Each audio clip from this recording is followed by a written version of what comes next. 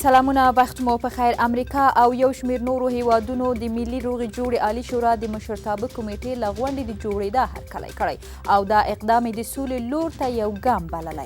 د افغانستان د سولې لپاره د امریکا ځانګړي استازي زلمي خلیلزاد په قطر کې د طالبانو له سیاسي مرستیان ملا برادر او د مرکچي پلاوي له مشر سره لیدلي دي. وسلوالو طالبانو خلیلزاد ته ویلي بندیان دي خوشي او له تور لیست څخه باید د دوی نومونه وایستل شي. حکومت د 100 سلنه افغانانو لپاره د کرونا واکسین پیرلو غوښتنه کوي. د عامه روغتیا وزارت ویلي نړیوال بانک او د واکسیناسیون نړیوالې ټولنې د دې اندازې واکسین برابرولو ډاډ ورکړی. د پوهنې وزارت د نوي پریکړې له مخې له لومړي ټولګي څخه تر دریم ټولګي پورې زده کوونکي باید تر دې وروسته خپل تعلیمات د خپلې سیمې په جوماتونو کې ترسره کوي. او سعودي امریکا ته خبرداری ورکړی چې د ایران سره د یوې دوامداره اټومي موافقې یوازینۍ لار دا ده چې د خلیج د سیمې هیوادونو سره په بشپړه توګه سلا مشورې وي.